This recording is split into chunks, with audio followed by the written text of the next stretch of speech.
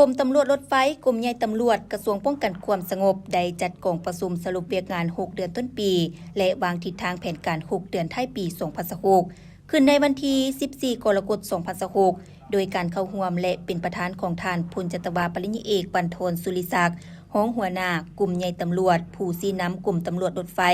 มีบรรดาคณะพักคณะบัญชากลุ่มแผนกพนักงานนายและพลตำรวจเข้าร่วม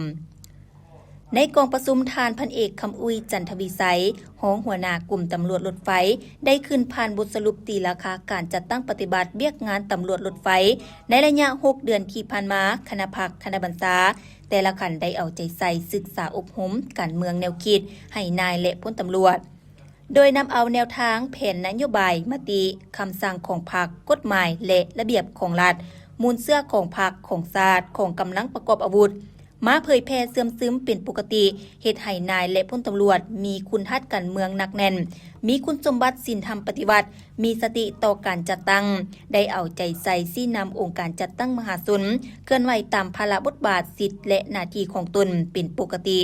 โดยซุ่มใส่จัดตั้งปฏิบัติขอแข่งขัน4บุกของสาวหนุ่ม3ดี4พัฒนาของสาพันธ์แม่หญิงติดพันกับเบียกงานวิสสโพเป็นเจ้าการประสานสมทบเรียกงานป้องกันความสงบทางรถไฟกับทุกภาคส่วนที่เกี่ยวข้องและลงเคลื่อนไหวติดตามกวดกาสุกยูในการจัดตั้งปฏิบัติเรียกงานตัวจริงของกำลังป้องกันแต่ละจุดอยู่นครหลวงเวียงจันทน์แขวงที่มีทางรถไฟผ่านเป็นปกติได้สร้างแผนการป้องกันประจำเดือนของสถานีรถไฟนครหลวงเวียงจันทน์ลาวจีน6ฉบับเข้าป้องกันสถานีรถไฟนครหลวงเวียงจันทน์ลาวจีน4จุดคือป้องกันจุดขายปี้รถไฟ183ครั้งป้องกันจุดเอ็กซเรย์183ครั้งป้องกันจุดแทนขึ้นลงรถไฟ183ครั้งป้องกันขบวนรถไฟ183ครั้งได้อำนวยความสะดวกประสานเวียกงานร่วมกับบริษัททางรถไฟลาวจีนจำกัดให้กลุ่มกองบิสสโพขึ้นกับกลุ่มใหญ่ตำรวจกรมบิสสโพขึ้นกับกลุ่มใหญ่สันติบาลและบิสสโพกองบัญชาการปกสนครหลวงเวียงจันทน์แขวงเพื่อส่งผู้ถูกหาทั้งหมด6เดือนต้นปีมี 2,061 คนป้องกันเที่ยวขบวนรถไฟพิเศษให้การนำขั้นสูง18ครั้งเข้าร่วมกองประชุมปรึกษาหารือเวียกงานป้องกันทางรถไฟอยู่กรมทางรถไฟกระทรวงโยธาธิการและขนส่ง3ครั้งป้องกันสถานีรถไฟลาวจีน580ครั้งป้องกันขบวนรถไฟ582เที่ยวผู้โดยสารมาใช้บริการทั้งหมด 324,330 เถื่อคนป้องกันสถานีรถไฟลาวไทย119ครั้งขบวนรถไฟเข้าออกทั้งหมด560เที่ยว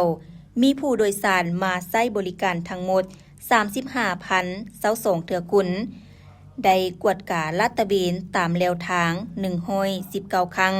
กรมตำรวจรถไฟแผนกตำรวจรถไฟปกสแขวงเมือง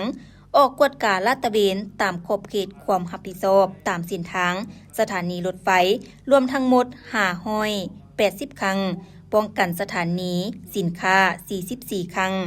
สำหรับทิศทางแผนการในต่อหน้ากลุ่มตำรวจรถไฟจะสืบต่อศึกษาอบรมการเมืองนำพาแนวคิดให้นายและพลตำรวจเป็นปกติปรับปรุงก่อสร้างกำลังตำรวจรถไฟให้ปลอดภัยเข้มแข็งหนักแน่น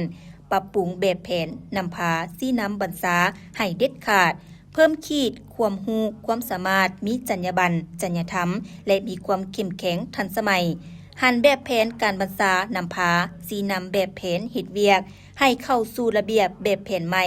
ตามเงื่อนไขของสภาพเศรษฐกิจภายในประเทศและปรับปรุงเวียกงานเป็นเสนาธิการอยู่แต่ละขั้นให้ดี